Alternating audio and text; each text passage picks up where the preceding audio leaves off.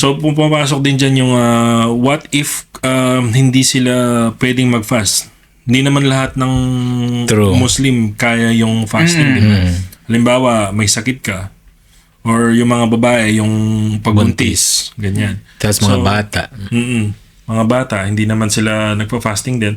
So, merong alternatives sa fasting. Kung halimbawa hindi mo kaya, may mga iba kang bagay na pwedeng gawin. So, isa dito is yung pwede kang mag-sponsor ng meal. Charity. Charity, parang charity. So, may certain amount na ibibigay ka for charity na i-sponsorin mo. Bali, gagamitin nila yung binayad mo, yung pera na bibigay mo for meal nung isang tao.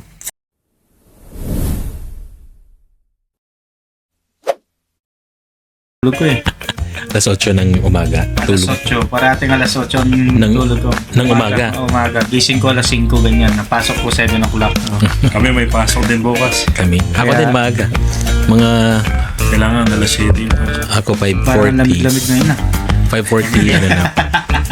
Kaya malamig ngayon. Samantalahin natin yung... Pero napapansin niyo sa umaga. Sa umaga hindi na malamig, no? Oo, hindi na. Tsaka sa hapon. May certain na lumalamig. Lalo na pag may hangin. Kasi last week parang in-announce na ng weather dito na tapos na nga yung winter. Umulan na eh. Welcome to Welcome to Petox! Petik sa Tawanan. Kape at Kwentuhan. Akin yun. Episode episode nga na sa'yo. pala. Sorry. Okay, 1, 2, 3 ulit. Ulit, take Di 2. pa na perfect. Di ba perfect yung intro natin? Okay, take 2. Welcome to Petox! Petik sa Tawanan. Kape at Kwentuhan. Episode po. Ako nga si Rage. Ito naman po si Books. Ako nga pala si... Ano pa? Again. Ako si Rage. Ako si Books. Ako naman po si Cavs. At yan. Mga Kapetox. Welcome back. Welcome back and follow nyo lang po kami sa YouTube at Spotify. Yes, meron kaming YouTube, may Spotify kami, may Facebook, meron ding TikTok account. So follow niyo po kami. Sa mga hindi pa nakakapag-follow po follow at subscribe nyo na kami. Perfect. So mape-perfect din natin yan. Mapi-perfect din to, of course. 4 pa lang naman ang episode natin Apat. Siguro mga nasa 100 perfect na yun. Sana. Ayan. So, kumusta naman po ang ating mga weekends? Okay lang. Mabuti. Ikaw, Cubs. Musta? Usually, ganun pa rin. Luto lang ng luto habang may iluluto. Okay. Kami Nice. masaya naman, naglaro lang ng aso. Dinala namin yung aso sa beach. Yun. May open beach kasi dito. Sa Mamsat? hindi ay pasensya na talaga, nakalimutan ko yung pangalan. Parang bagong open na beach dito banda sa Maydera kung saan it's dog friendly, animal friendly. So pwede kang magdala ng aso, pusa, ganun. May kakilala ko na pwedeng pumunta doon. Animal friendly. Animal ba o siya yung... Seryoso ba to? o siya yung O baka siya yung babagay ba siya doon? Pagka natandaan mo yung pangalan ng beach, Dubai Island. Message mo. Dubai Island. Sasabihin ko Dubai sa kanya. Island. May mga sasakyan naman kayo, ba't di natin puntahan yan pag minsan? Why not? Diba? Pwede tayong mag-set up doon. May meron dong isang sikat na coffee shop na ang chill, napaka-chill. Like, meron silang upuan sa labas, pwede ka rin magdala ng sarili mong upuan, upo ka doon. Ang sarap. Ay di magdala tayo ng upuan, tsaka yung mga may kidala na rin natin. Pwede, diba? pwede. Ayos. Siya nga pala, ano na ba ngayon? Kalagitnaan na ng Feb, no? Kalagalitaan ng Feb. By the time na lumabas tong recording natin, pag ipopost na natin, malamang Ramadan. Ramadan na. Ramadan Kareem sa aming mga Muslim brothers and sisters. Ramadan Kareem po. Na Ramadan Kareem. So, marami siguro, like for us, alam na natin kung ano yung Ramadan, ano yung mga practices, ano yung mga dapat iwasan, especially nandito tayo sa UAE. Arab country. Arab country, Muslim dominated, may mga restrictions. Rage, ano ba ang Ramadan? Pag-uusapan natin yan ngayon. Yung may mga na-research kami dito para for those listeners na mga or viewers na wala pa silang idea kung ano. Especially yung mga bagong dating. First time sila magra-Ramadan dito sa Muslim country. Pag so i-discuss natin 'yan kung ano ba yung Ramadan, ano yung mga pwede at hindi pwedeng gawin. So, Yes. ayan. Pero bago tayo dumako diyan, gusto ko lang sanang marinig yung lalo na si Cabs ang pinaka bago dito. Bagets. Diba? Bagets dito sa Dubai. So matanong ko lang, paano yung first time mo na experience yung Ramadan? Ano yung mga nangyari? Ano yung nakita mo? Ano yung na-experience mo dito? Dumating kasi ako dito, 'di ba? Hindi na ganoon kahigpit ang Dubai o ang UAE sa nila sa Ramadan. So parang ang napansin ko lang noon yung halos lahat ng restaurant dito mayroong mga table sa labas, 'di ba? Bali halos nakataob lahat ng nila ng umaga. Pero pagdating ng gabi, makikita mo naman lahat ng mga nakataob na upuan. Lahat 'yon, marami nang nakaupo pagdating ng oras ng Iftar. So sa higpit naman, isa lang ang na-experience ko last year Ramadan, yung may hawak lang ako ng boteng ng tubig. Tapos may nadaanan akong isang pulis ng Dubai. And then sinita lang niya ako na yung tubig nga daw hindi pwede ganyan bagay. Sabi sa akin. Sabi ko, syempre, ang response ko doon, nagsorry ako, sabi ko, sige, tatago ko ganyan. Pero medyo may rin sila, basta nakakita sila ng medyo hindi nila bawal sa kanila. Pero hindi mo naman iniinom. Hindi. Hawak ko lang ako, naglalakad ako. How about you, Box? Ako naman, Rage, Cabs, nung pumunta ako dito medyo kahigpitan pa talaga. They're so into their tradition, rules when it comes to Ramadan. So, yun, kung ngayon, ang napapansin ko, nagbubukas na yung mga food court, hindi na siya, although yung iba covered, pero yung iba hindi na. Pero before talaga covered lahat. As much as possible yung mga restaurants or mga kainan o yung restaurant nga is hindi talaga sila nag-ooperate sa morning. So nag-ooperate sila sa gabi na during the iftar. And then yun, stricto sila sa paninigarilyo. Bawal magsigarilyo Sa labas. in public. So kailangan mong magtago. Ngayon okay na siya. Pwede ka nang mag-yosi na nakikita ka ng ibang tao. Wag lang talaga sa super public. Like yung sa highway or sa daan. Ngayon pwede ka na mag-yosi sa mga smoking area. May designated Smoking area. And like before na kailangan pa naming magtago sa likod ng mga sasakyan or sa basement para makapag-yosi lang. May isang experience lang ako, Rage, nun. Wala pa kasi akong sasakyan nun, so nagpa-public transport pa ako. Ramadan nun, I was in a bus, tas naka-headset ako. Sinita ako ng driver. Bawal pala. Ang naka-headset? Kahit naka-headset ka na. The mere fact that you're listening to music kahit hindi naririnig ng ibang tao. That time. Parang siguro feeling nila, ina-avoid mo yung nila. Hindi, parang bawal kasi talaga mag-music, makinig ng music, do some entertainment, manood ng entertainment like game shows. In public? Hindi, during the Ramadan. practice of Ramadan. Parang on the time na sila nagfa-fasting, wala talaga silang ibang focus kundi prayer. And then of course yung trabaho nila. So yung makikinig ka ng music kahit hindi naririnig ng iba, that's bawal. Manood ka ng movie, kung nasa bahay nyo, okay lang. Pero kung nanonood ka ng movie, like, kasi sa sales ako nun eh. And then, yung mga TV section, di ba sa TV section, nagpapaplay talaga sila ng videos, movies to encourage buyers na maganda yung quality ng picture, ganun, yung quality ng sound. Yun, bawal din. Bawal din. Oo, so, mahigpit ng mga kapanahunan natin. Oo. Kahit nga ako naabutan ko din yung time na yung mga food court sa mall, linalagyan nila ng harang. Parang harang talaga. Para may mga kumakain pa rin pero dun sila sa nakatago sa Then, na-experience ko din na sa loob ng sasakyan, private na sasakyan, pati yung pag-inom mo ng tubig, hindi mo dapat ipakita. Parang magtatago ka, maglalagay ka ng towel, iinom ka ng tubig, ganyan. Pero sa ngayon, mas mas naging lenient nila. Maging lenient sila. Hindi ko alam hindi ko gaano napansin yung transition, pero within the span of 10 years, ang dami nang nagbago na. Ngayon, open na rin yung mga food court.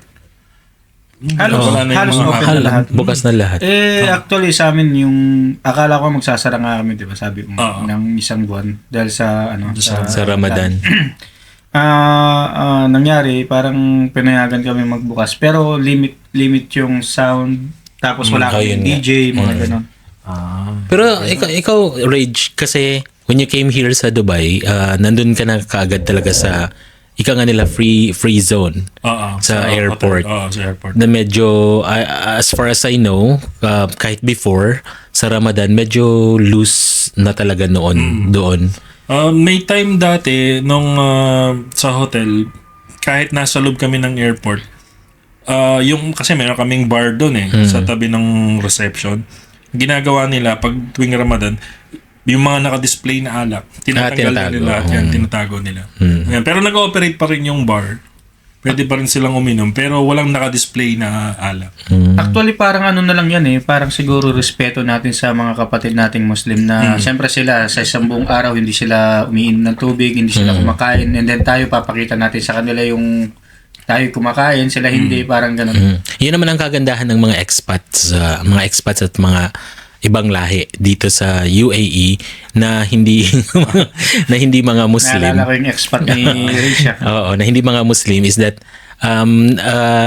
nirerespeto talaga ng mga foreign workers, ika nga, ang rules and regulations ng UAE, especially sa time ng Ramadan. So, malaki yung pagrespeto. At on the other hand, yung mga Muslim naman, pag meron naman tayong like Christmas natin or Holy Week, nirerespeto din naman nila. Tsaka matindi yung suporta talaga ng mga lokal sa atin.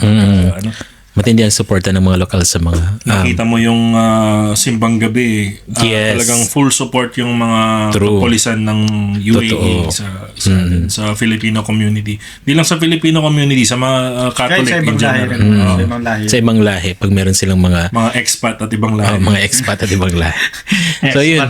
Mga kapetoks, kung kayo po, ano po ang experience ninyo or paano nyo ba nalagpasan yung unan yung Ramadan dito sa UAE. Yung first Ramadan nyo. Yung first Ramadan. Feel free po to comment below para makapag-share naman po kayo ng mga karanasan ninyo sa Ramadan. Para may mabasa na naman kami at the end of the episode para sa ating shoutout. Sarap kaya nagbabasa ng comment nila, diba? Lalo na yung mga OFW before na of course galing sa Pilipinas tapos pumunta dito, na experience nila yung Ramadan tapos ngayon nag-migrate na sila to a different country like Canada, US or kung saan man. Namimiss nyo ba yung celebration ng Ramadan dito sa UAE aside from the fact na nasi-shorten yung oras? Actually yun yung pinaka-hinihintay ng mga workers dito, yung shorten period natin. Shorten period of oras. Yung 8 hours nyo magiging 6 hours lang. Babawasan nila ng 2 oras. Ng 2 oras. Pasok. Kaya anong magiging timing ninyo? Ganun din, 2 oras. Kasi 10 hours normally ang duty namin. So magiging 8 hours. 8 hours na lang. Sa inyo, ano no? Hindi ko pa alam hindi pa nababanggit namin ng manager namin. Pero siguro, ganun din. Baka may OT din kami, ganyan. Kami 9 to 3. 9 a.m. to 3 p.m. Sana all. Parang government employee ka. Parang government employee. Kasi hindi ka magigising ng maaga, pero uwi ka ng maaga. Kasi kami sa type of work namin, we don't get to enjoy yung rage, yung 1 hour break. Nagbe-break kami minsan 10 minutes lang, 15 minutes. Okay. Kasi yun nga di ba, yung mga hindi nagbe-break parang 6 hours. Parang yun nangyari sa amin. Supposedly, alas 4 kami lalabas, pero yun, parang hindi naman kami nagbe-break, hindi naman kami nagwa 1 hour break. Minsan sa mesa lang kami kumakain kasi nga yung demand ng trabaho namin. So yun, naging 9 to 3. Ikaw, Cubs, nung nasa Pilipinas ka ba, na may sineselebrate ba yung Ramadan talaga sa Pinas? Sa Luzon tayo Alam mo naman, sa Luzon, halos karamihan dun mga Kristiyano, di ba? Hindi- So, hindi ako naka-experience din na may kapitbahay man lang ako Muslim, ganyan. Hindi ko na-experience at hindi ko rin nakita. Dito ko lang nakita kung paano nila i-celebrate ang Ramadan. At na-appreciate ko din sila kung paano kahit nila... yung mga nagtitinda ng DVD sa palengke. Hindi. Baka ano yan. Hindi, wala naman short period eh. Kasi ano siguro dahil, yun nga, dahil dito nai-experience talaga natin kung paano nila sineselebrate yung Ramadan kasi majority of the population ay Muslim. Muslim. So sa atin sa Pilipinas, majority of the population ay Catholic. So, depende sa lugar. Depende sa lugar. Kung- Pero sa- nag-aano din siguro sila ng Ramadan. Meron. May kaibigan Sa- ako dito na na ay Muslim siya pero Pilipino. Siya talaga simulat sa pool talagang buong puso niyang inaano yung Ramadan. Celebrate at inaano. Sa Kasi- probinsya nyo ba, Box? Yun nga, ako nga ay taga Mindanao pero sa amin sa Surigao, Catholic majority is Catholic Okay. pa rin sa amin. So, yun nga. So, nung pumunta ako dito sa UAE, there's a bit of a culture shock pagdating sa Ramadan. This, yung first Ramadan nga, ay ganito pala yung celebration. Pero you know what? Ang ma-appreciate mo talaga amidst the fact na maraming mga restrictions, mga bawal, ano lang, ma-appreciate mo talaga is makikita mo yung faith. Yung parang faith ng mga Muslim towards their creator, towards their religion. Makikita mo kung, imagine, hindi ka kakain from pagsikat ng araw hanggang lumubog yung araw. Diyos ko, ako siguro ay Pag tumunog na yung ano nila sa ano, 'di ba, sa pag mosque. kumanta na, Pag kumanta na yung ano sa mosque, hindi na sila kakain. And then pag tumunog din ang hapon ng ano sa mosque din, doon lang sila pwedeng kumain. Yun yung tinatawag na ano, no. Meron silang Iftar. ano na canons, 'di ba? Mga canons pinapaputok. sa hindi ko alam saan. So dalawa yun. Pag yung last na kain nila in the day, ang tawag doon is, if I'm not mistaken, correct me if I'm wrong, pwede po sa comment section, suhor. Suhur. Oo, tama. Yan yung last nilang kain. Tapos yung first nilang kain is iftar. Iftar. Natutuwa nga ako minsan kapag nadaan ako. Kung alam niyo yung Aros Damascus dito sa Murakabat. Makita mo yan kapag siguro around 5 o'clock. Siyempre kailangan na order na bayad. Uupo na sila. Ngayon, nandun na sila. Ang daming tao doon. Ang laki nun. Ang laki nun. Meron sila sa loob, meron din sila sa labas na table.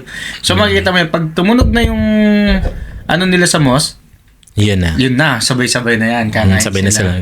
Meron nga akong experience din nung nagtatrabaho ako sa sales sa isang mall at sa loob ng isang malaking chain of supermarkets dito sa UAE is Ramadan nung time na yon. So yung eating area, yung pantry ng mga salesperson nakatabing. Oo. Tapos ngayon malapit nang mag-iftar. So kaming mga Pilipino, mga Kristiyano, pumasok na kami din sa pantry. Nagsimula na kaming kumain. Nagalit sa amin yung isang salesperson ng Muslim. Bakit daw kami kumakain na wala pang iftar? So parang sabi namin, hindi kasi kami Muslim. Tapos nakatabing tong pantry na to. So sana, alam mong hindi pa iftar, hindi ka muna pumasok. Yung ganun. So proceed na tayo dito sa kasi para sa mga viewers natin kagaya ng mga kung may nakikinig dyan sa Pilipinas, so hindi sila ganong familiar dun sa Ramadan. So eto, may mga na-research kami dito tungkol sa Ramadan. According dun sa na-research namin, so yung Ramadan is the 9th month of the Islamic lunar calendar. Yun ba yung yung Parang pag-crescent ng buwan. Pero specifically, 9th month siya ng lunar. Kasi iba ang kalendaryo nila. Pero 12 months din siya. 12 months din. Pero hindi siya nakasunod dun sa Gregorian calendar. Gregorian calendar. Gregorian calendar. So, yun yung 9th month. And ito yung time na gumagawa sila ng fasting. Kagaya nga ng nasabi ni Box. Magfa-fast sila from sunrise to sunset.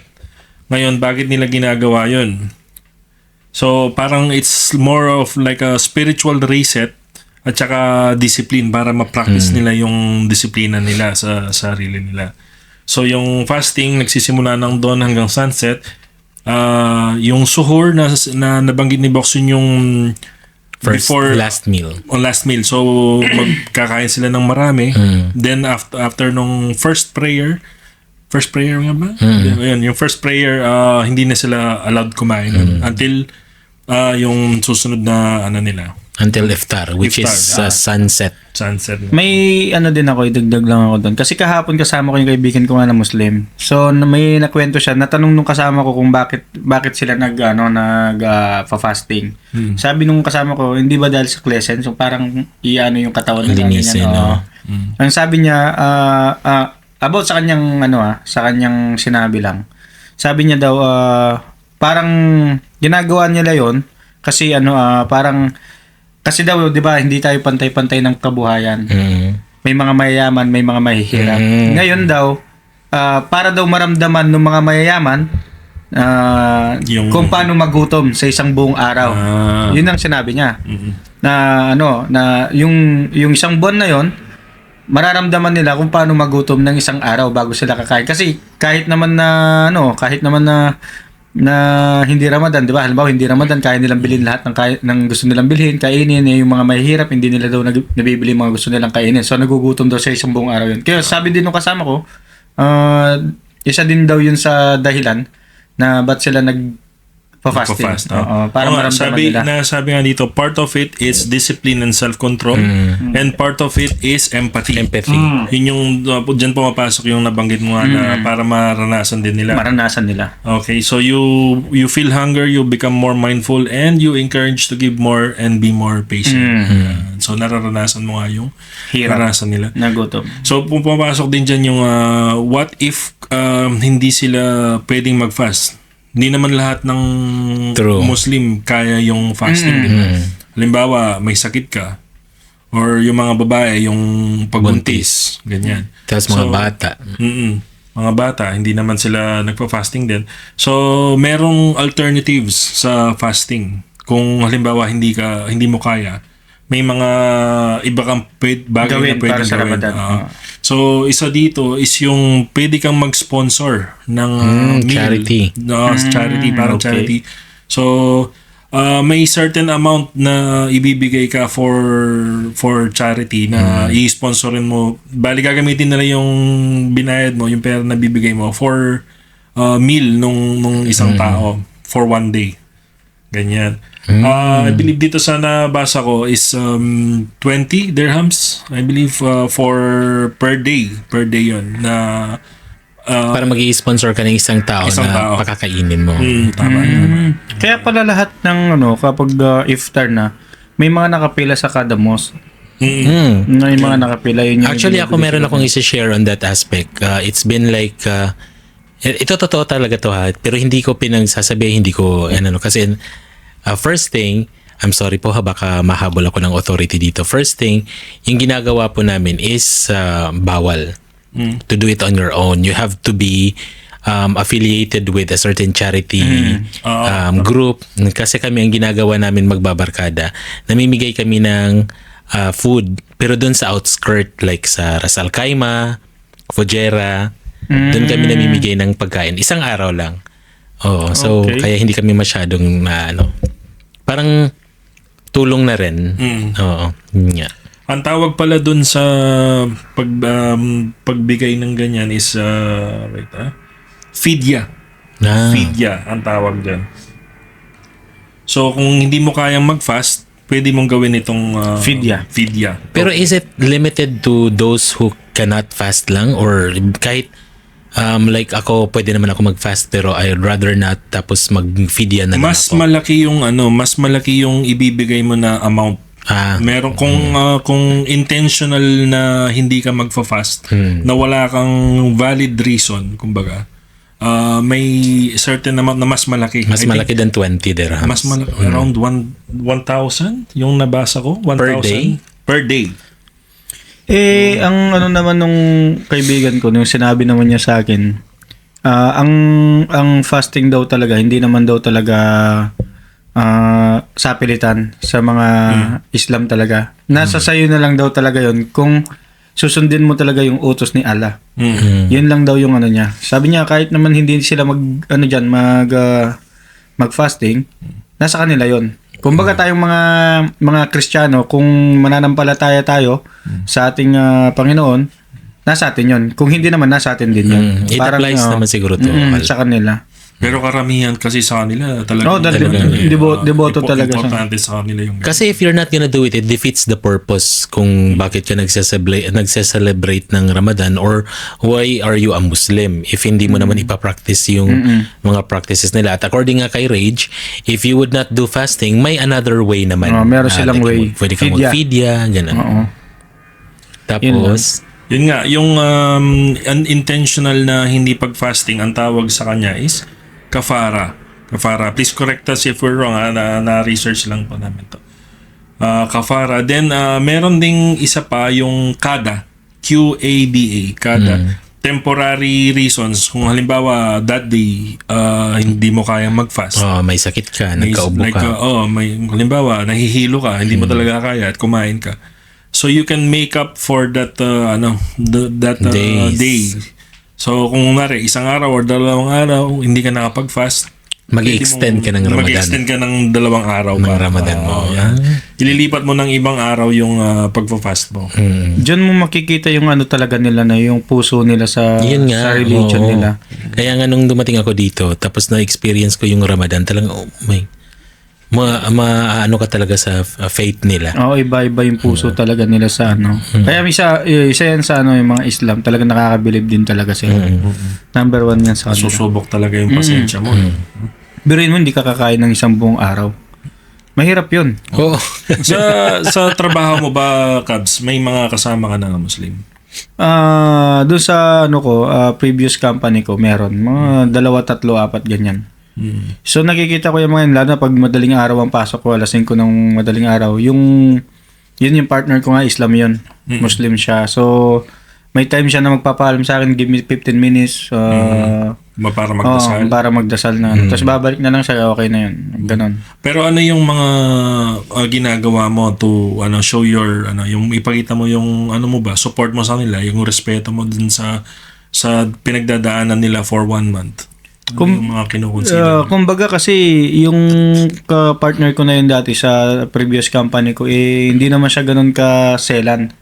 So pero ang binibigay ko na lang para marespeto ko yung pag-celebrate niya na Ramadan is yung hindi nga ako kakain sa harap niya, hindi ako iinom sa harap niya, and then tatanungin ko siya kung anong bawal na hindi ko pwedeng gawin during Ramadan sa harap niya, mga ganyan. Hindi rin ako nagsasalta ng mga masasamang salita sa harap niya, ganyan, kasi haram nga daw, ganyan. Yun lang yung nabibigay ko sa kanya na suporta pag ano. Ako dati may nakasama din ako sa office na Muslim din. Tapos nasanay ako everyday pagdating niya, alokin ko siya ng kape. Alokin ko ng bro, coffee. Tapos nakalimutan ko kasi Ramadan parang pumasok yung Ramadan over the weekend, tapos hindi ko siya nakita ng Friday. Pagka-Lunes, pagdating niya, bro, coffee, sabi niya. Gumaganon lang siya, tumatawa, humingindi lang siya sa akin. Tapos, you don't want to... Pinilit mo pa. I'm fasting, sabi niya. Oh, yes, sorry, I forgot. Pinilit mo pa. Nakalimutan ko. Oo nga. Kami naman sa sa trabaho namin, mostly kasi talaga sila mga Muslim, lang siguro kami Kristiyano. 5 kami Kristiyano. Pero kayo sa office? Sa office nasa 12 lang kami, pero marami kasi kaming laborers, mga truck drivers. Na yun, mga Muslim talaga. Tapos yun, way of yun nga yung question mo kanina, para makatulong sa kanila. Buti na lang hindi sila masiselan, pero as much as possible, ang ginagawa naming mga Kristiyano is that kasi nga dahil sa demand ng trabaho namin, minsan hindi kami nakakatayo sa mga upuan namin. May mga urgency. So nauuhaw kami. Kung nandyan sila sa premise namin, mag-aano na lang kami, magtatanong, okay lang ba uminom ako ng tubig? Is it okay? Okay. Yun na lang. Paalamanan lang at way of respect sa kanila. At saka for sure, 'di ba dahil sa sales ka, marami kang nakaka-meeting, 'di ba? Oo, marami nakaka-meeting. So, isa din yata sa mga dapat kino-consider is yung pag-schedule mo ng meeting, meeting, kung anong oras. Diba? Pag ganitong Ramadan talaga based sa experience ko, we usually set our meetings after iftar or during iftar. Actually, it's dito nga kami masyadong maraming nako-close na mga deal dahil na-appreciate talaga ng mga kaibigan nating mga Muslim kung sineselebrate natin yung iftar nila with them. Na-appreciate nila yon. So hindi naman sa pero somehow we take advantage of that fact. Sineset namin yung mga meetings, yung contract signings, yung dealings during the iftar para soft lang yung conversation. May chance nang ma-close ka agad ang deal. Tsaka mababait sila pag Ramadan. Maraming napapardon na mga sa mga during nakukulong. Ramadan. Tsaka yung mga fines nagkakaroon na 50%. pag meron kang traffic fines, binibigyan ka nila ng discount. 50%. Kumbaga, inaano talaga nila yung pagiging mabuting Generous sila during Ramadan. At saka maliban din sa pagkain, nababanggit natin lagi yung pagkain, yung pag-inom in their presence, pati din yung pagsuot sa damit, Yes, dress sa code. dress natin or clothes natin. So dapat yung medyo decente dahil nga hindi lang pagkain sila nagpa-fast. Pati din Nagpa-fast din sila sa bodily needs nila. bodily needs. Yun, ang ganda ng mo. Ang ganda ng euphemism mo. Yung mga pangangailangan. Actually, kahit naman hindi Ramadan, inaano pa rin nila yung sa dress code talaga eh. As much as possible, dapat sila. Pero dahil nga yung mga expat, di ba? Ang dami ng mga expat dito. Minsan may mga area dito sa may mga areas, may mga malls, may mga areas na they're free to dress. Siguro isa na yung marina doon. Marina, Mall of the Emirates. Doon ka makakakita ng lumalakad lalo na na Snow White. pagka-summer, di ba? Yung mga magsusot sila ng komportabling damit para hindi sila mainitan. Pero wala silang specific talaga na date, no? Kasi last year ang Ramadan yata February 28 nag-start. Ngayon February Hindi, March ata nag-start last year. Ngayon, umuurong sila eh. Umuurong sila ng March ba last year? March last year. March March 8, March 9. Around mid-March. Alam ko February 8 eh. Kasi umuwi ako ng April pagkatapos ng Ramadan. Hindi, sila, umuurong. Kasi nga, di ba, ang sinusundan nila is the Islamic lunar calendar. So, iba siya dun sa Gregorian calendar. Tapos, every year, parang umaatras siya ng isang buwan. Or parang ganun. Parang yung last year ata, first week of March, if I'm not mistaken. First week of March. First week of March. Kaya yung pasok niya this year, around mid-Feb. Ito nga, fact. On year 2030, ang Christmas and Ramadan magkakasabay. Wow. Okay. That's on year 2030. Ang start ng Ramadan. Ang start ng Ramadan. Kasi umaatras nga sila. Nag-aatras sila ng buwan. So, darating yung buwan na magkakasabay ang Christmas at Ramadan, which actually nga sa 2030. So, wala tayong halak nun. Wala tayong Hindi naman nila binabawal. Yun, Wag lang bulgar. Kaso ang New Year maingay. Ang New Year naman nangyayari naman sa madaling araw. Sa bagay, gabi naman pala. Tama. Kaya pa. Wala pang kanta ng At saka mas advantage sa kanila, sa mga Muslim yung pag nangyari yung Ramadan during winter season. Oo. Like ngayon, hindi pa ganun kainit. Okay pa sa kanila. At Kahit saka naman last year. hindi pa rin din gano'n kainit. At saka yung fact na mas mahaba yung gabi. Mas maagang lumulubog yung araw kapag winter. So mas maaga silang makakapag-iftar. Tama. Kasi nga binabase nila hindi naman sa oras, binabase nila sa paglabas ng araw. Summer, alas 7, may 7:30, tas pa ng araw dito. Oo, yun yung mahirap. Pag natapat sa summer yung Ramadan, mahaba yung araw. Mahaba yung araw talaga. At saka alam mo ba na hindi magkakasabay din yung lubog ng araw sa mga resident? Yung mga nakatira doon sa taas ng Burj Khalifa. Ay, Mas late silang magano dahil mas matagal yung sinag ng araw sa Kasi kanila, nasa diba? taas. Nasa taas sila eh. Nakikita pa nila yung araw, hindi pa pwede. hindi pa pwede. Ganun. So, hindi pa muna sila pwedeng kumain. Hindi pa muna silang pwedeng kumain. May araw pa. So, kung Okay gusto nilang kumain na, bumaba sila ng Burj Khalifa. Okay lang yun. May pambili naman kayo ng apartment dyan sa Burj Sa Burj Khalifa. Khalifa. Grabe. Makakapagtiis naman kayo ng ilang oras. Magkano ba yung sasakay ka lang ng elevator doon? 100 na yan. Oh, Sasakay ka lang ng elevator. 100 kapag kapag residente ka. 320 kapag tourist. Ay, ganun. Grabe pala.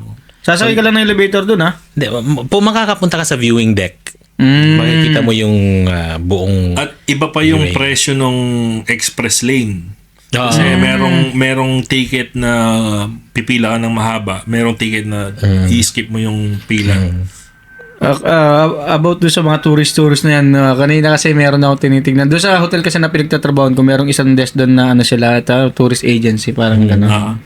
Na nakita ko yung air skydiving.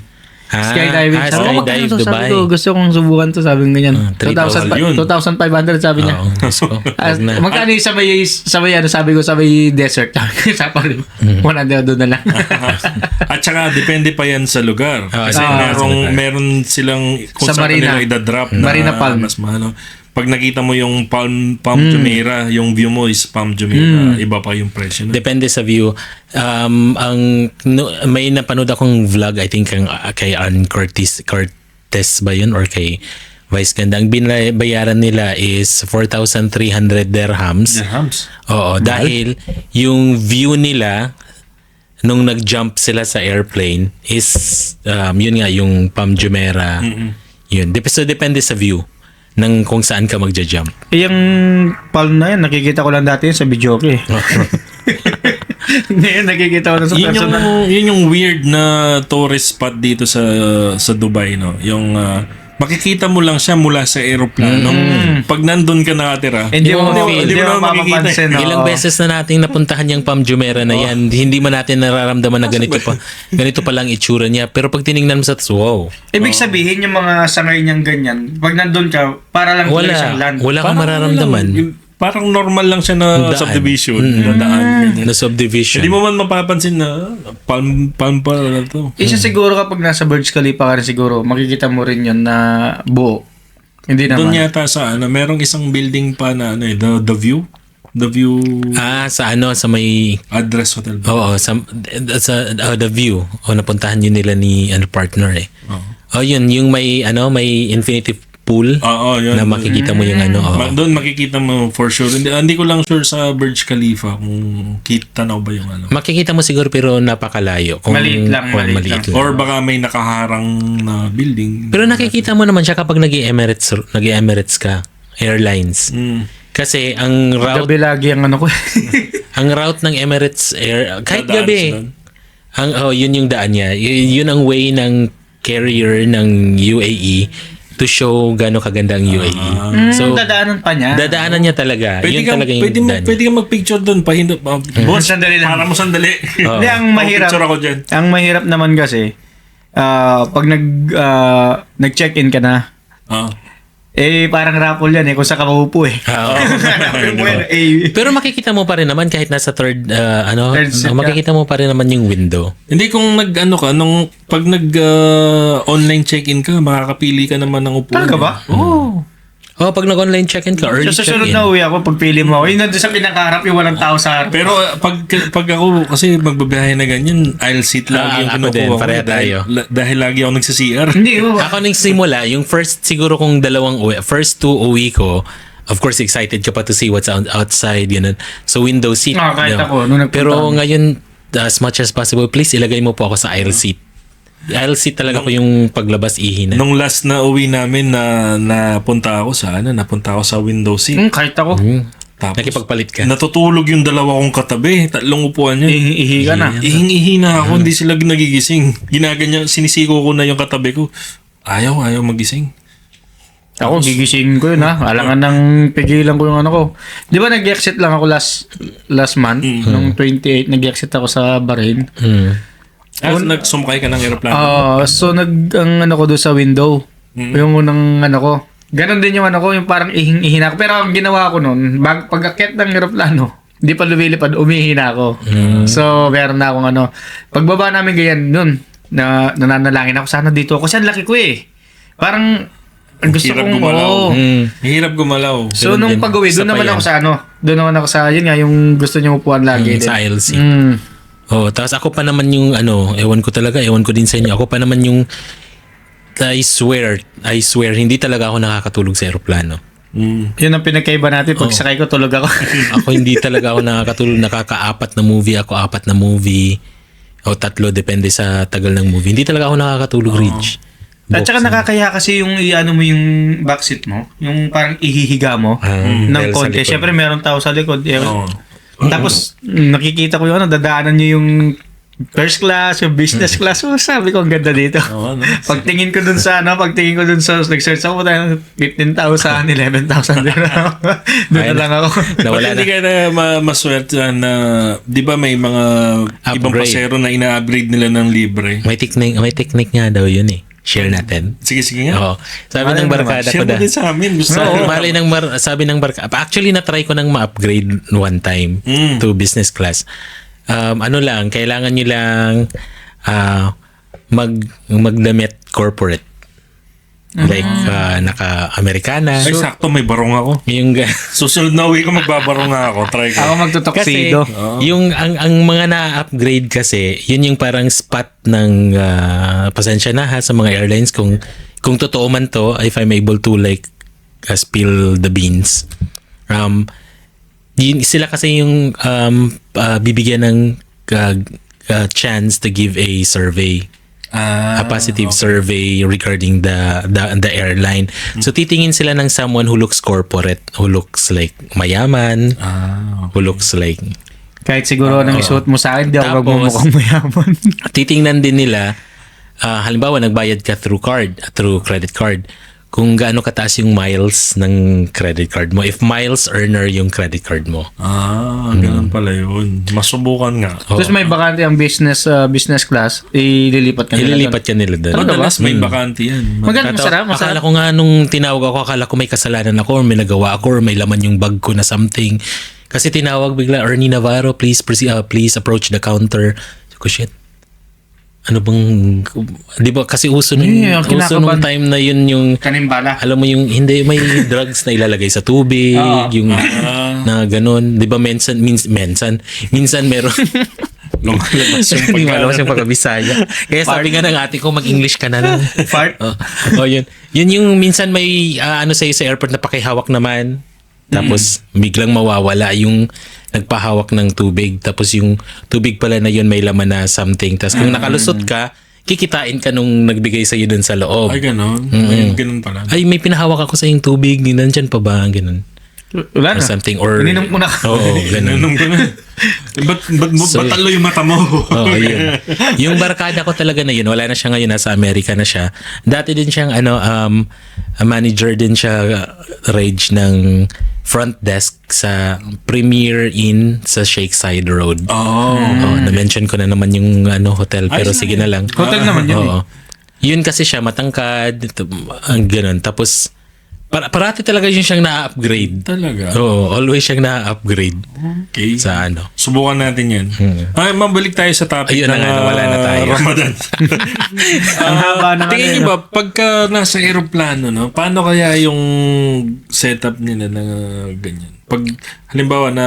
Nandito ka na sa airspace ng Muslim country at airspace ng Di ba? Kunwari umaga, siyempre nagbiyahe ka, papunta ka somewhere na hindi pa palubog yung araw. my point. So, Di ba ang haba nung araw, di ba? Di ba yung na-try ko yan nung pabalik ako dito, ang flight ko sa Hong Kong is around 1 o'clock yata. Oo. ng hapon. Oo, mga ganon. Tapos syempre, pagpasok mo na sa zone ng ng Middle East, syempre atrasado yung oras. 4 na oras. Oo, atrasado yung oras. Oo. Sabi ko, haba naman ng araw na to. Pagbaba ko Pag gano'n, no? Paano kaya? Paano yung nila fasting? Na-extend? Hindi, yun nga ang sabi ko, di ba? Kapag basta tumunog na yung iftar, Hindi. Kasi nga, naghihintay na lulubog yung araw. oh, yun. So kung ang paglabas araw mo na dito may araw pa, tapos nagbiyahe ka ng 9 na oras, tapos May araw pagdating pa. mo doon sa may araw pa Pagbaba din. mo sa aeroplano, may araw. Kailangan mo talagang hintayin yung... Hirap nun. Sabi ko nga sa'yo, isang alauna ako umalis ng Hong Kong. Tapos sabi ko, nakatulog na ako ilang oras na, 3 oras, 4 na oras na. Maliwanag pa. Oo, liwanag pa rin. Ang lakas ng araw. Sabi ko, kaya pala. Ito, Cubs. Dahil di ba ang work mo sa restaurant tapos mahilig ka sa pagkain. Ano yung paborito mong pagkain nila during iftar? Na meron ka bang ganun? Yung favorite? Yung kebab ba yun? Kebab? Yung parang yung skewer na skewer. Oo. yung meat. Oo. Kasi yun yung excuse me. Yun yung nasa pa ako sa previous work ko pa. Yun yung madalas naming hinahain. Hinahain sa restaurant namin. And then puro salad. Karamihan salad talaga, halos salad po yan. May hummus, merong mga Arabic salad, mga ganyan. Halos yun lang. Pero ang pinakagusto ngayon yung kebab at saka yung hummus na nilalagay sa kubos. Yung Hummus. masarap yung yung mixed grill, no? Kebab na mixed grill. May chicken, may beef. Ang may... kagandahan kasi dun sa previous work ko, talagang hindi kami bumibili ng ng ready to made. Kayo, fresh Kami talaga yung mismo gumagawa. gumagawa. Tapos kayo din nagmamarinate. Kaya pag may gilingan kami doon, lalagay lang namin yung beef doon, chicken, ganyan, tapos may mix lang namin yung doon nga ako natuto mga ganun eh. Kung paano mo patitigasin to, lagay mo sa freezer, ganyan. Tsaka yung mga kebab nila, di ba? Yung ginagamit nilang parang stick, yung flat na bakal. Yung flat na bakal. Na mahaba. Tapos parang yung giniling yung karne, tapos i-mold nila doon, di ba? Parang ganun. Kailangan sakto-sakto lang yung arena na ilalagay mo para para Kumikipit siya.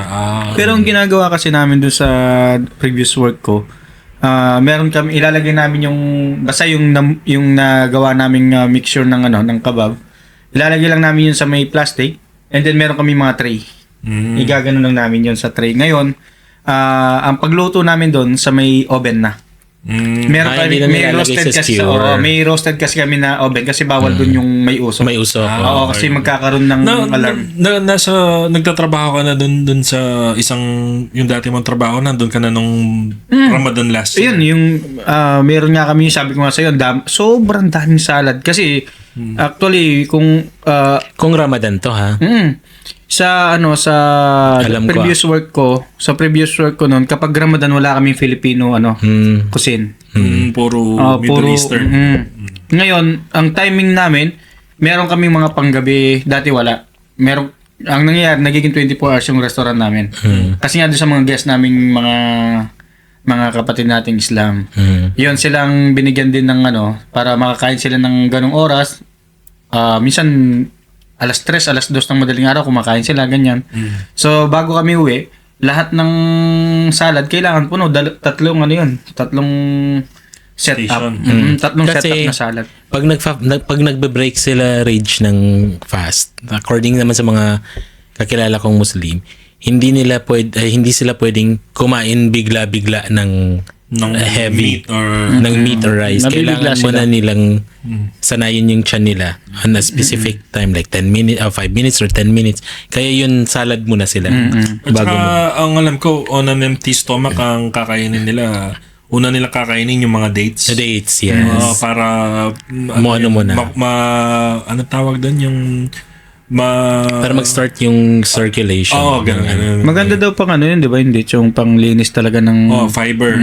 Fiber siya. Pero mataas din siya sa sugar content, yung dates. Kaya yun yung ginagamit nilang dati, yun ang parang ginagamit nilang ano nga tawag ng mga sting, mga ganun na energy. Okay. Kapag nawawalan sila ng energy, yun ang nila. Kasi kapag nag-sugar rush ka, Tapos finid mo ng maraming sugar yung katawan mo, tataas yung energy mo. Every morning, yung mga Indian na kasama ko doon dati sa previous work ko, may ginagawa yung mga yan parang ritual na nila araw-araw yan. So, every morning yan, alisin ko ng madaling araw.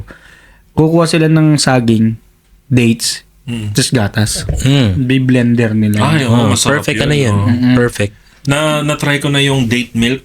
Gumawa ako ng sarili ko. So yung dates, tatanggalin mo yung Balat. yung, Buto. Buto. yung balat okay lang na isama. Tanggalin mo yung buto. Oo. Then siguro mga 4 o 5 piraso, then 1 cup of milk, i-blender mo. Wow, Sarap. Yun nga, Kasi yung may naturally saging pa. matamis yung dates. Oo. Di mo na kailangan lagyan Lagyan ng ng asukal. asukal. Tsaka marami din dito na iba-ibang klaseng dates, di ba? Merong masyadong matamis, merong hindi ganun katamis. Kasi Depende ginagawa din kung nila saan yan. ang Eh. galing. At parang kung mas mainit yung panahon, mas matamis yung Correct. napoproduce na dates. Tsaka maganda daw talaga sa katawan. Lalo yung biniblender nila na araw-araw. Kaya lagi sila nainom. Lagi ako binibigyan kasi hindi ko trip. Hindi ko trip yung parang nahihilo ko pag iniinom ko. Parang yun yung lasa. Parang gano'n ayoko sabi ko. Pero one time tinry ko. Tirahin niya natin. Ano pa na ano eh. Oo nga pala, salamat manager. Sweet. Sa iyong... Meron tayong donation na. May donation tayo dito na tinapay. Papakin na lang namin. Kain po tayo mga kapeto. Marami silang ginagawa na maganda sa katawan. Yun ang mali ko, hindi ko inadapt lahat yung recipe nilang yan. Pero yun lang yung date, saging at saka yung milk. Yun lang yung ano. Every morning yung wala ka pang kinain, Yun yung... inumin mo yun. Shake Oo. mo, no? Maganda daw. Mukhang masarap to Take a breath. Ako ang huhusga. Sige, sige. Ano Ano ito? yan? Yung buko? chicken floss. Oo. Meron siyang chicken floss. Yung pinakamahal na ay pinakamalaking ang tawag dito, pinakamalaking nagbe-bake ng sa atin ng mga cake. Goldilocks? Yung pula. Red ribbon. Red ribbon. Di ba nagtrabaho ako doon? Sarap niya. Meron sarap. sila Oo, ganyan. meron silang ganyan. Maalat-alat na Maalat-alat Sige, na malamis-tamis na may ano. Masarap yan. Kaso mahaba to yun dun sa Red Ribbon. Bilog lang. So yun. Ayan. So, Parang pastil Balik tayo sa Ramadan. ayun na.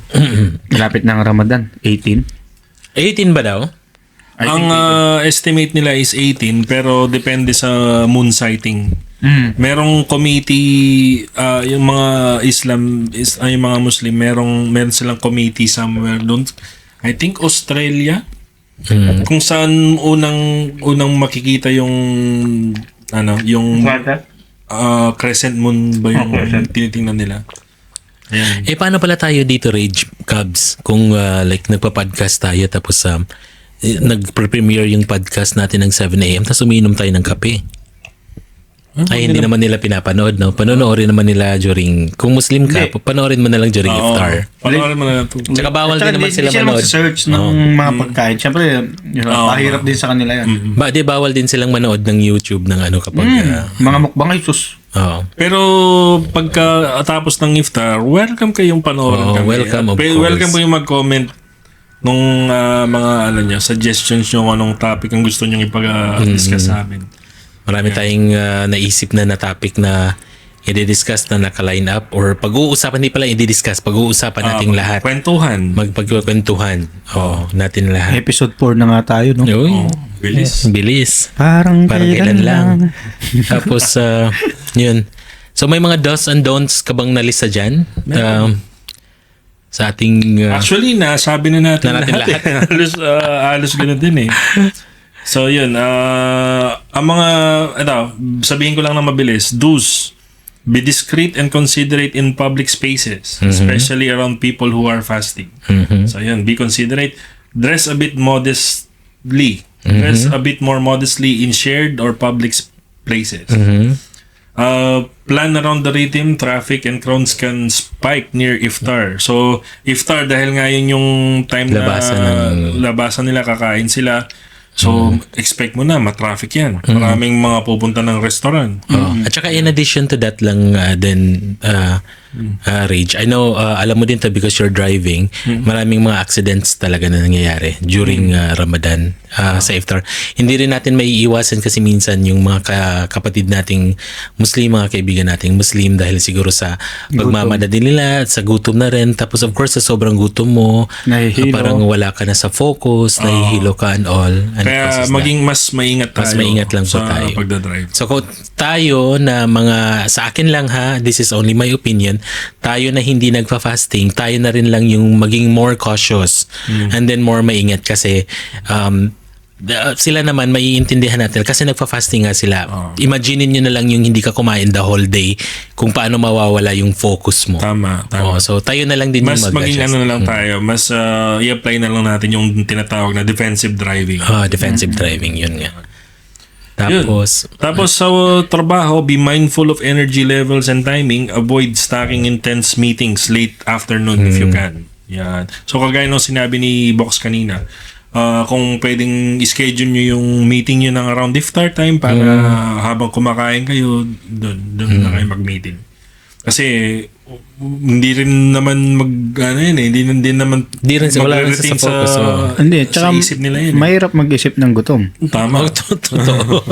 Kahit anong gawin mo. Baka sabihin sa'yo, wala naman ako sinabing ganyan. Nakalimutan na pala. Pumirma na, hindi pa pala alam eh, no?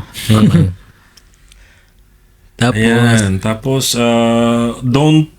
ito, mga don'ts na tayo. Don't treat fasting like a weird rule. Okay? Treat it like a spiritual practice. it is Ayan. indeed. That's a spiritual practice. Kagaya sa mga Catholic, ang dami din nating mga rituals dyan or ceremonies na pagka titingnan ng ibang mga religion para sa kanila weird din. Kasi like tayo, Catholic, on Holy Weeks, we are not supposed to eat meat. Yung iba nga, to the extent na we also do fasting during the Holy Week. And it's not weird. It's a religious practice. Yun yung way natin para, 'di ba? Para maipakita yung faith mag-repent natin. yung faith. So, sa kanila, yung way nila is itong pagfa-fasting. So, you have to respect their culture or tradition. Ganun. Pero I think sa Pilipinas yung pinakamaraming celebration about sa religion. Mga Christian. Halos lahat. Marami nga tayong festivals. Mga fiesta lang, di ba? Fiesta ni San Juan. Tsaka yung di ba, pagka Holy Week, yung mga Salibat-ibat. penitensya. Yung mga nagpapakapako sa krus talaga, no? Oo. Mas madali naman siguro yung mag-fasting sa magpapako sa krus. Correct. Hindi, Fast na lang ako. ito, ano na lang natin sa realidad. Yung iba ginagawa na lang kasing biro. Kaya yung tama yung sinabi mo, wag titignan ng na parang weird. Parang weird yung... Kailangan, kung ginawa mo yung isang bagay dahil sa pananampalataya mo, dapat buong puso. Hindi yung iba nga dyan, nagsasalibat-bat o nagpipinitensya pagkatapos, yung alak. Pagkatapos nung ginawa nila. Hindi totoo yun. Real talk yun sa mga Merong isang di ba, on ito share lang din, knowledge para sa iba. Meron pong isang lugar sa Cebu kung saan during the Holy Week when we are not supposed to eat meat, meron silang lechon festival. Sakto-sakto, ang lugar is Daan Bantayan sa Cebu. It's an island. It's actually a popular destination kung gusto mo ng beach, serenity, tahimik, para siyang Boracay. Ang history is bakit sila nagli-lechon festival is that during Holy Week, nagkataon na wala kasi nga island sila. So pangingisda yung pangunahing hanap buhay nila doon. So nung araw na yun, nung Holy Week, wala talaga silang nakuhang isda. As in So ang Miraculous Virgin Mary nagpakita daw sa dagat, nag-offer ng meat. Instead na parang nagbigay ng meat instead So, na. sa kanila baliktad. Sa ibang mga Catholic, kakain sila isda, di ba? Pagka Holy Week. Munggo. Sa kanila baliktad. Sa kanila, nagle-lechon festival sila. The rest of the year, puro isda. Tapos yun, so nagkakaroon sila ng lechon festival. Trivia lang para sa ating mga kapetoks. Isa sa yan So, pagka nagbakasyon kami ng Holy Week, alam ko na kung saan ako pupunta. Oo. Doon kayo sa Bantayan Island. Yung isang island na yun, allowed kumain ng meat. Pero actually ako, hindi ko nga nagagawa yun . Yung bawal kumain ng meat sa ano. Bawal kumain ng meat. Ako din hindi rin. I'm Kasi guilty ano of eh. that. Pero syempre, kanya-kanya naman tayo nakasanayan kasi din. Hindi naman natin masisisi yung mga ibang Pilipino rin dyan sa ganyang ano. Siguro nung kabataan natin, like ikaw, Rage, nung kabataan mo, you practice that na hindi talaga kumain ng meat. Kasi yung mga grandparents natin, ano talaga sila, super Strict. religious eh. Kung wala naman magluluto ng wala ka naman choice. So yung kung ano yung niluto nila, kung ano yung hinapag nila, yun Pero lang yung din mga nakakainin mo. yung mga lola kasi natin, mga lolo dati, pag Holy Week talaga, no, wala, lugaw lang. Di, tsaka ito yung Ganon. ito yung malaking pagbabago sa sa Pilipinas din sa mga magkakamag-anak. Nung araw, pag may mga ganyang okasyon, talagang may pupuntahan silang isang bahay na magsama-sama magkakapatid, magpipinsan.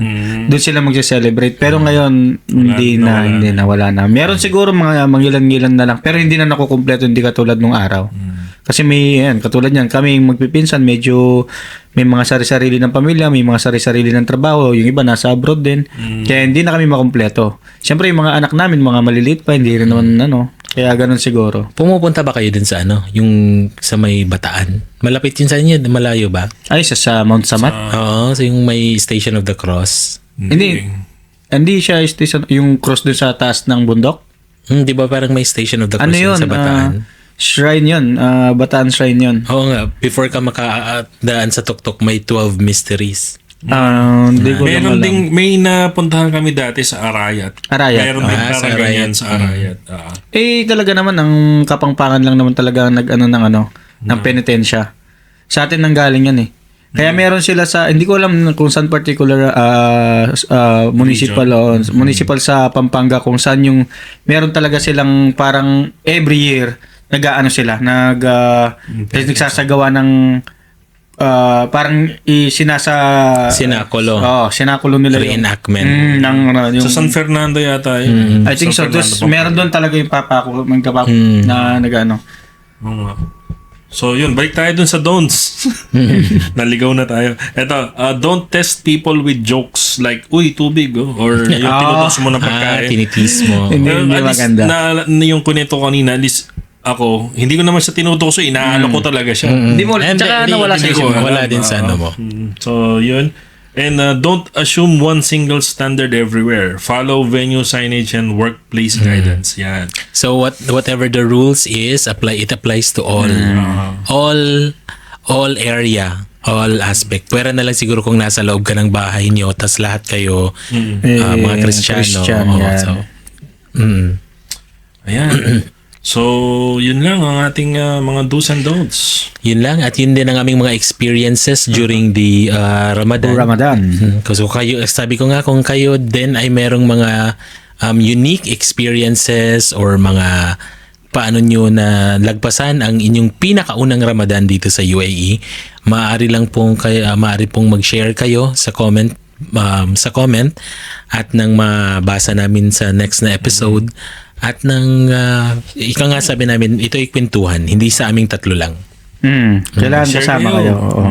May mga gusto kayong i-topic namin, pwede nyo i-comment, pipili kami dyan. Kung wala naman kayong i-comment, pwede rin naman kayong bumati. Babasahin din namin ang mga shoutout nyo. Mga shoutout namin sa inyo.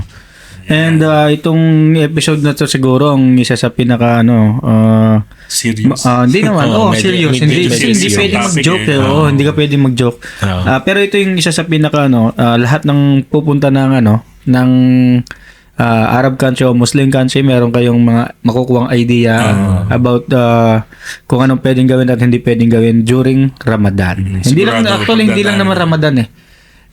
Kasi halos ginagawa naman natin yan everyday dito. Oo. Tama. And this is one topic that we all can relate to. Lahat ng hindi lang Sabay-sabay Pinoy. lahat. Hindi lang Pinoy. Lahat ng mga Kristiyano or expat. ibang religion. Mga expat at mga ibang lahi. Yeah.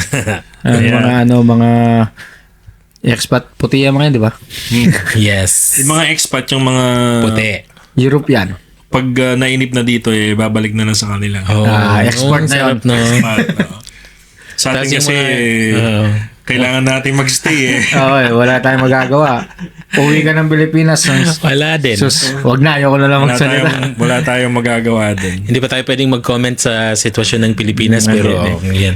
One time, itatapik din natin May yan. tatapik din namin yan. Magkakaroon din kami ng lakas ng Walang loob. lakas ng loob. Mainit-init na ano yan, diskusyon. Oo. Siyempre, may kanya-kanya tayong pinapanigan. May kanya-kanya tayong paniniwala. O yan. Dumako naman tayo sa Anong pipiliin mo? Alin ang pipiliin mo? Maganda sana may team song yan. May team song, Lagyan no? natin ng team song yan. sa Sige, susunod. sige. Ayan. So, ang ating alin ang pipiliin mo question for this episode. Alin ang mas gusto mo? Yung magfa-fasting ka? Yung sasabayan mo yung mga kapatid nating Muslim na magfa-fasting from sunrise to sunset? Or yung kagaya nga nung sinabi ko kanina na mag-sponsor ka ng Pagkain. ng Sa pagkain. isang tao kada araw. Oo. I think ako nang sasagot una. I think ako magpa-fasting ako. Kasi parang yun na lang din yung respeto ko sa katawan ko kasi alam mo na food lover tayo, lagi tayo nasa kusina. Yun nga lang, siguro mahihirapan sa una katulad nung ginawa ko. Nag-fasting din ako dati pero hindi Ramadan yun. Talaga nag-diet ako. Nakita mo naman yung, yung transformation ko noon. Grabe, payat mo yun. During yung culture shock ko dito sa Dubai. Yun, sinabayan ko ng fasting yun talagang 24 hours. Isang beses lang ako kumakain. Siguro pipiliin ko. OMAD, no? OMAD ng tawag doon. One day meal. One meal. One meal a day. So yun, fasting. Piliin ko ang fasting. Ikaw, Box. Ako siguro magpapakain ako ng isang tao sa isang araw. It's because yung fasting kasi it's a religious practice of a Muslim. Hindi naman ako Muslim and I don't want to do it dahil kailangan ko lang gawin.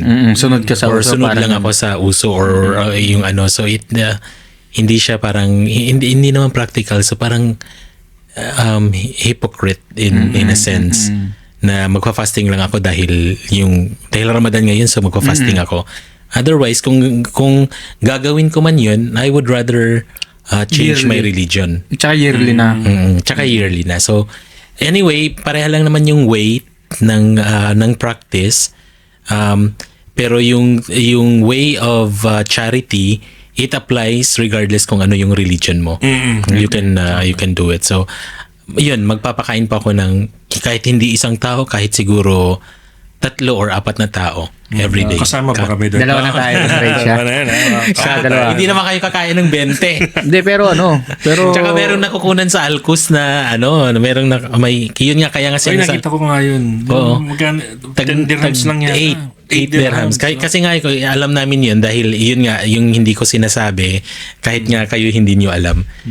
Kaming magbabarkada. Yung barkada ko na nag-greet from Canada. Yun yung nasa Canada na ngayon. Yung mga kasama ko dati. So, at least 100 packs yung dinadala namin. Ginagawa nyo dati every day. Every Ramadan yan. Every Ramadan. Like, ngayon, pinagpaplanuhan na naman namin kung kailan at saan kami pupunta ngayon. So, ginagawa pa namin yearly. Kung yung magsusponsor ka ng pagkain, sino yung mga usual na naisip niyong bigyan? Ang ano talaga namin, Specific. yung mga construction workers. Yan talaga ang binibigyan namin. Kasi hindi bawal din kasi kaming pumwesto sa labas ng simbahan ng Muslim. Kasi nga bawal nga yung Tsaka meron sila. Oo. Meron sila eh. Tsaka meron din sila. Tsaka ayaw namin masyadong out in the public kasi nga nauna bawal yung ginagawa namin, pero we love doing it because it's charity and it's within the spirit of Ramadan. Although ang rules kasi talaga ng UAE is that if you have to do that, you have to be connected with an organization. Kasi risk din yun eh. Risk ano din sa ano. Kung mapopoison yung kung may magiging problema sa binigay, ganyan. Sasagot. So yun. Pero so far wala namang nangyaring masama. Tapos nagvo-volunteer din kami sa RTA, nagvo-volunteer din kami sa consulate na mamigay ng tubig sa daan during iftar. Yun po ginagawa na. Pwede ka rin mag-volunteer. Doon sa pwede talaga yan. Sa consulate, ang dami nating mga kabayan na nakapila doon. Oo. Kasi lingid sa kaalaman ng lahat, ano po ako, Apo, Alpha Phi Omega. Ha? Nagulat ako dun. Dun. Oh, Kabrad yeah. mo si tita ko. Oo. Apo ang auntie ko. Nag-iisang babae sa magkakapatid. 10 sila. Kabrad mo siya. Andito siya. Hindi. Mas malayo pinuntahan nun. Mas malayo. Nasa Amerika. Hindi. Sumakabilang buhay na auntie ko. Oo. So yung apo po is... Si Binay. May Ramadan kaya dun? So Iba-ibang paniniwala natin di ba? So yun, active po yung fraternity. So tumutulong po kami din sa consulate. Ano ka pala? Apo? Ha? Apo hiking. So yun po. So yung sa'yo, Cubs, diba, sabi mo fasting. Paano mo, kung paplanuhin mong gawin yun, paano yung gagawin mo? Paano mo execute? Katulad lang ang ginawa ko dati. Paano ba? Papasok ako ng trabaho, wala akong baon. Tapos, by choice ba yan? By choice? By choice. Ano ba yung magiging fasting mo din nga daw? Sunrise to sunset din? Or? Ganon din. Pag-uwi ko doon ako kakain. Pati tubig. Kasi Hindi, tubig. mga Muslim pati bawal. tubig, hindi bawal. sila umiinom. Tubig, Literal kape, ba na tsaka sa bawal. Ramadan? Kala ko kung papipiliin mo lang kung gusto ko mag-fasting ng isang buwan. Hindi. Yung fasting. gagawin mo talaga yung ginagawa din nila para maranasan mo rin. Okay din kasi yun nga para sa katawan ko din Talaga lang. siyempre anong tawag doon? Cleanse ba yun? Cleanse. Cleanse yan.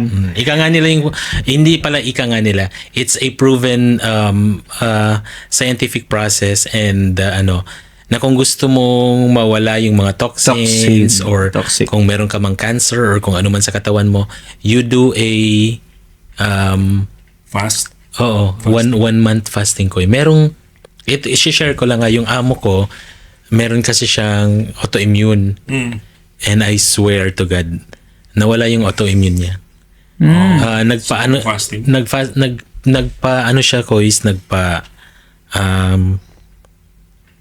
Ano nga yung ilalagay ka doon? Yung pag drug addict ka Rehab. nagpa-rehab siya doon for 1 month na fina-fast sila yung facility ang magbibigay ko kung anong oras. kung anong kakainin mo after pag binibreak mo yung fast mo. Ang first nilang ginawa 3 days 78 hours is water lang talaga, as in 78 hours tubig lang. Tapos after nun finasting sila ng a certain oras like sunrise to sunset or kung ano man yung oras na sinet ng facility. Tapos ang ipapakain lang sa'yo, like after mong mag-break ng fast is 1 cube of cheese. Ganun lang. Ganun lang? Kasi ang body mechanism kasi natin kapag wala na siyang ibang mabibreak or makakain, Yung ang sustansya na sa kakainin katawan. niya is yung mga negative cells Mga sustansya. na nasa loob ng katawan mo. At saka dun sa napanood ko, parang yun din yung time ng mga cells para i-repair yung I-repair yung mga sarili. Kumbaga i-reset nila. Oo. Kasi walang mga toxic o toxin na toxins na pumapasok pumapasok. sa katawan nila. Base sa narinig ko sa inyo na yan, siguro kung ako yung pipili, yun na rin fasting. Fasting. Oo, magpa-fasting na rin ako. Para Proven. mabawas-bawas naman tong midsection. Di ba proven na? Anong kilo ako dumating dito? 100 something, 109, 110. Tapos nung pagbalik ko sa inyo dito, 73 kilo na lang ako. Nagulat ako pagkabukas ko ng pinto. Sino ka? Tsaka ako binuksan ka ng pinto. Tatok eh. Yeah. Ako ngayon nagda-diet 102, ngayon 90 na lang ako. Woo! Oo, 90 kilograms. Nice. Sana At, dire-diretso. nga pala, maliban dyan sa pag-lose mo ng weight, congratulations din nga pala, Box, dahil balitaan ko naipasa mo na ang iyong kompre. Yes! Isang clap ng kamulpet. Ako po ngayon ay officially Congratulations. Masters of Education in MA. Education, Leadership, and Management. Wow! MA. Ang haba nun. Ang haba na. Bossing. So yung magiging pangalan ko na po, Ernie Navarro Maed. Hintayin ko dyan yung Dr. Ernie. Oo. Yun nga. Yun nga. ang sunod. Pagka doktor ka na, pwede na ako mabulunan sa harap mo. Oo. Magsasabay kami ni Mrs. Nag-uusap na kami. Nasabi niya yun. Ibang doktor yun. Baka nabalunan ka dyan, sabi niya, ang magtuturo lang sa'yo, tanggalin mo yung ganito, ganyan, gawin mo. Hindi ka niya gagamutin.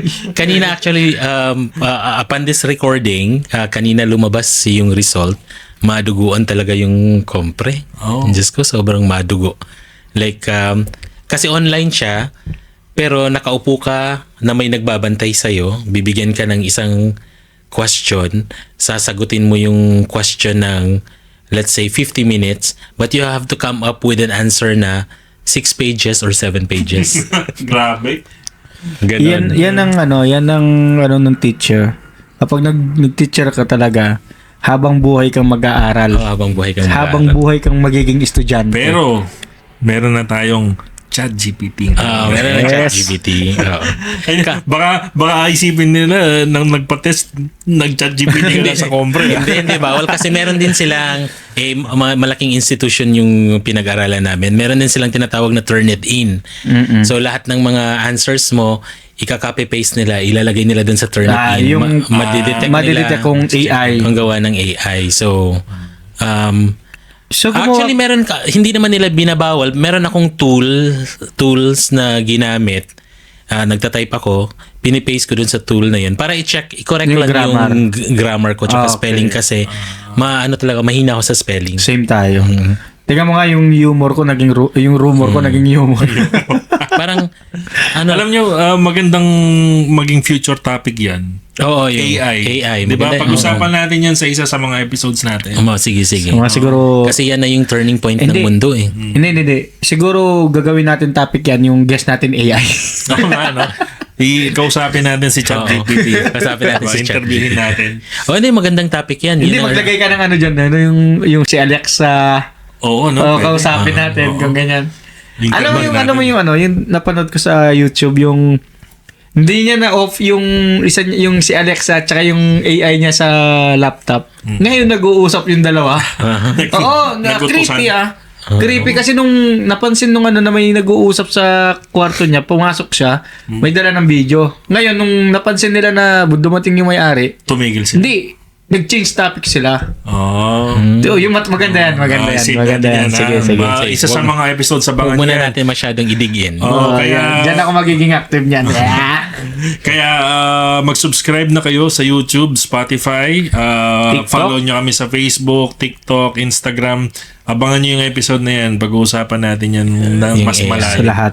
Tsaka marami pa tayong mapapag-usapan. Balita ko meron tayong magiging guest sa ating mga upcoming episodes. Oo, may mga nakalinya kami na mga guests. Wait nyo lang. At hindi yan basta-basta mga guest lang, mga guest na mahirap kunin yung mga schedules.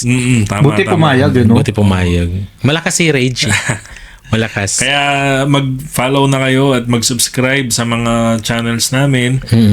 Magpo-post din kami minsan ng mga Shorts. ng Mga mga clip. polls or para kung may mga gusto kayong itanong sa mga guests namin, pwede niyo Pwede nyo Then, yan nga, sabi nga namin, subscribe lang kayo. Hindi namin puputulin yung pagsasabi na subscribe nyo kami sa YouTube channel, Spotify. Siya nga pala, nasabi na ba namin na dapat mag-subscribe kayo sa YouTube at saka sa Spotify? Hindi pa ba? Hindi Mag-subscribe na kayo sa YouTube at Spotify. Ulit-ulitin namin yan. Oy, pero naalala ko na hindi pa natin nasasabi sa kanila mga kapetoks, mag-subscribe po kayo sa YouTube. At saka sa Spotify. Parang plaka. Tsaka sa TikTok at saka Sa Facebook. Instagram, At saka sa Facebook. TikTok. At saka kung meron pa kayong Friendster, MySpace, follow nyo MySpace. namin Meron ba kami tayo doon. Wala. Pero kung meron ka man, Soon. yun. O baka mahanap nyo kami doon. Uy, ang dami ng followers sa Facebook Oo. Oo, 100 marami plus na. masaya-saya. Uy, thank you very much po sa inyong lahat. Ayan. Maraming salamat Maraming po. salamat. At ako nga pala ulit si Rage. Ito po ulit si Box. At ako naman po si Cubs. Cubs. Nakalimutan na niya yung pangalan niya. At salamat sa panonood. Hanggang sa pagtangkilig susunod. sa Petox. Hanggang sa susunod mga kapetoks. Hanggang sa Yes. susunod. Mga Bye-bye. Kapetox. Paalam.